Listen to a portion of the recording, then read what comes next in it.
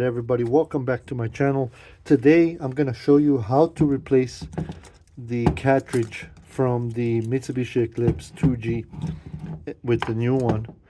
The reason I'm doing with this is because my GSX doesn't have same key for the trunk and the doors and to start the car.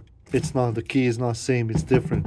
Also, in one of my GS's I found this key and it's in pristine condition. Like you can see, it's not even worn out at all. So I'm gonna use this cartridge and I'm gonna replace it, and I'm gonna use it on all my doors and the trunk and as well to start it. So I tried to figure out how to remove this cartridge, and it's actually pretty simple. You do not have to remove this from the steering column.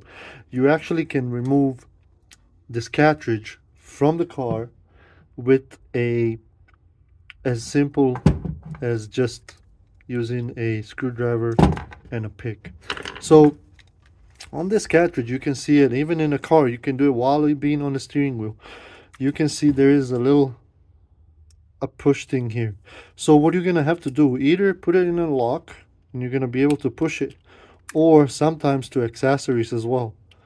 So put it to lock, then push it right here, and then you can just pull this thing out, and as you can see, it comes out.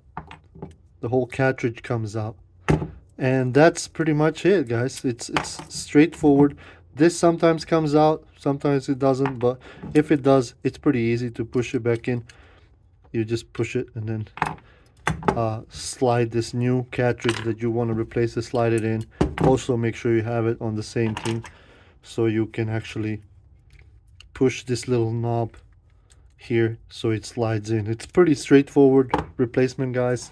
Easy. And of course, if you want to replace all your keys, all your locks on the doors and trunk, and to start a car, it's way easier than going and unbolting these, because these have to be as you can see, I used the extractor to remove these. This is not necessary. You can do it while this being on the steering column, so you don't have to remove this whole thing. You can just push this cylinder out and replace it with a new one. So on the doors is a straightforward, same thing, very easy, and that way you have one key for the all of the doors, all in the trunk, because it's really getting hard nowadays to find the Eclipse that all the locks work with same key, and I'm having the same problem with that. So yeah, like I showed you guys, pretty straightforward thing to put it back in. It's same process like you removed it. Anyway, really appreciate you guys watching this. Make sure you like it, share, subscribe, and I'll see you guys next time. Laters.